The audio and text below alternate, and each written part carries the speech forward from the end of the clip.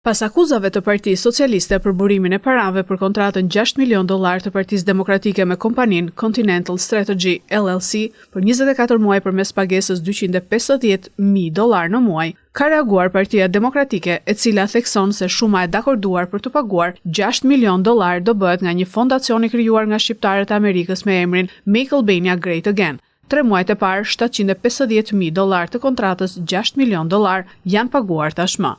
Si garanti pagesës së kësaj shume ka dalë shqiptari amerikan Nureddin Seci. Ndërkohë sot Celibashi tha se partitë kanë për detyrim të depozitojnë raportin e të ardhurave më 31 mars të vitit pasardhës. Subjektet kanë detyrim të depozitojnë jo më vonë se 60 ditë pas shpalljes së rezultatit të zgjedhjeve. Ne nuk e kemi këtë kontratë dhe nuk kemi asnjë lloj detyrimi tej spekulimeve që bën dikush për t'ia kërkuar Partisë Demokratike në këtë moment. Kanë afat, sikur se thash, deri në 60 ditë përpara pas shpalljes rezultatit përfunditar të zgjedhjeve. Në momentin që do ta kemi këtë kontratë, do t'japim dhe gjykim dhe vlerësimin ton për këtë dokument.